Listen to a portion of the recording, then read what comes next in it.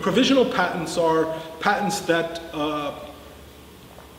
don't have the same formal requirements of a non-provisional patent. You don't have to have claims, you don't have to have all the formatting requirements, and so a lot of times when people want to file their own patent, or there's a very short amount of time to get a patent on file because there's some deadline to file it, people file a provisional. But one thing they've got to keep in mind is that even though it doesn't have the same formal requirements, it has the same substantive requirements. You have to teach someone how to make and use the invention without undue experimentation. You have to teach that, and again, you have to teach that for the claims that you have. So if you haven't filed claims in a provisional, and you really haven't thought about the full scope of your patent, and you haven't thought about design arounds and alternative embodiments, then you may only have a disclosure that supports the very narrow idea you had. And when you talk to an attorney and they think about it when you're ready to file the non-provisional, you may not have sufficient disclosure to support the invention that you wanted to claim within the full scope of the alternatives, et cetera, and that may marginalize the invention.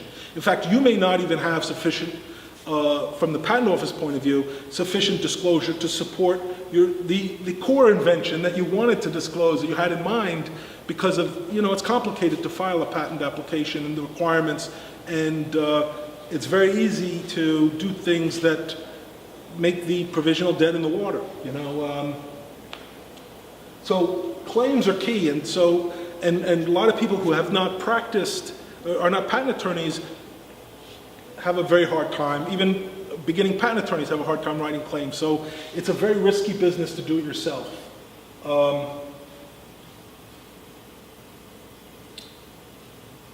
Sometimes, and a lot of times, the reason people are filing the provisional is to meet a date, get a filing date. And sometimes that is because if you publish your idea, you can lose the right to patent it everywhere in the world. You want to get that patent on file before you file it, before you disclose it, make the invention public.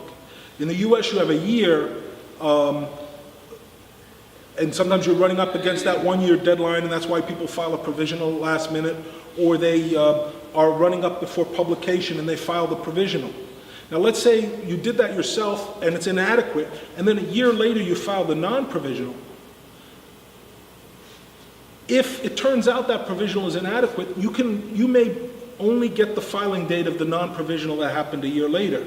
And because it happened a year later, it may not be early enough to overcome that publication or that bar deadline, and therefore the patent may become invalid.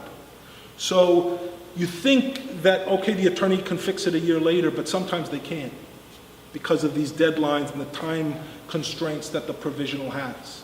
And a lot of times you'll talk to inventors who say, oh, I file provisionals all the time, they're okay, I don't have any problems. One thing people don't think about is the fact that very few patents actually get in litigation. And the patent office never looks at the provisional. That's another thing to know, is the provisional just sits there and establishes your filing date. It doesn't even enter the queue for examination until a non-provisional is filed. So basically it delays the time to get your patent by a year. The patent office doesn't look at it, so it may be completely inadequate. An attorney can look at it and say this is inadequate, but you don't know it. Nobody sues you. You don't, and you go on and file the next one. Yes? You said that questions at the end. When they file the actual patent, that the patent office is not looking at the provisional at all? They never look at the provisional, no. So it doesn't matter what's in the provisional? Well, it does, retroactively it does. So if, for example, you go to litigation and you needed that filing date, that will be challenged and you will lose. If it's... What's the point of putting anything, really, if you're not... Okay, so you're saying if you're going to trial and that makes a difference, but that's a rule, they do not look at the provisional. Yes, we can talk about it later. Let me save it for the questions at the end, but yeah, that's basically it. So a lot of people don't even know they have patents that are dead in the water. It never gets challenged, and they keep doing it. But the day something they have is important, and it matters, they're going to have a rude awakening, basically, from that. That's okay, I'll continue, but that is a key point, and a lot of people don't realize.